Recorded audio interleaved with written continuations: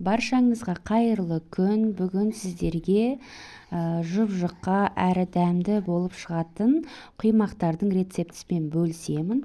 Бұл құймақтар бір жасағаннан керемет болып шығады. Сол үшін сіздер де жасап көріңіздер. Видеоны соңына дейін қарап, менімен бірге болыңыздар. Егер каналыма бұрын тіркелмеген болсаңыздар, тіркеліп, қоңыраушаны басып кетуді ұмытпаңыздар. Ең алдымен таза ыдысқа жұмыртқаны салып, үстіне қантты салатын боламыз. Егер сіздерге қатты тәтті болғаны керек емес болса, онда аздау салсаңыздар болады. Мен көбірек қостым. Содан соң үстіне тұзды салып, шым-шым миксермен жақсылап араластырамыз.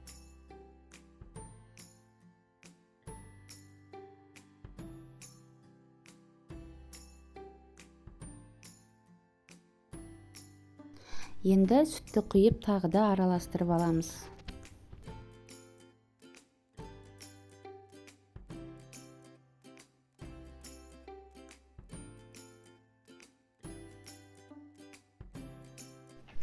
Ұнды массаға барлығын бірдей салмай, осылай аз-аздан салып отырып араластыратын боламыз.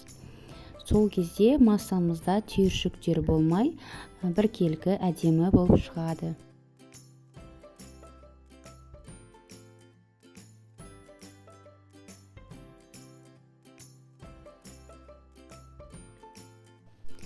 Енді шай қасықтың жартысындай ас соданы салып, содан соң сұйық майды құйып, тағы да араластырамыз.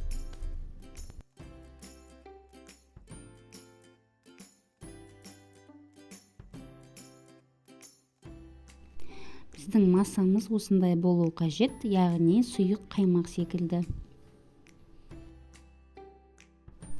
Ал енді құймақ пісіретін табамызды орташа отқа қоямыз. Ең бірінші құймақ пісіретін кезде мен табаны осылай майлап аламын. Одан кейінгісіне майлаудың керегі жоқ. Енді табамызға құймағымызды құйып, осылайша айналдырып пісіріп аламыз. Шамамен бірнеше секундтан кейін екінші бетін аударып пісіріп алатын боламыз.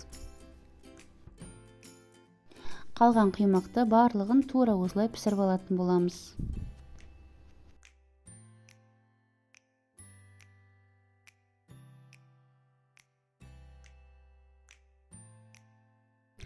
Мінекей құймақтардың барлығын пісіріп алдым. Егер де сіздерде құймақтар бұрындары дұрыс шықпай жүрген болса, осы рецептпен жасап көріңіздер.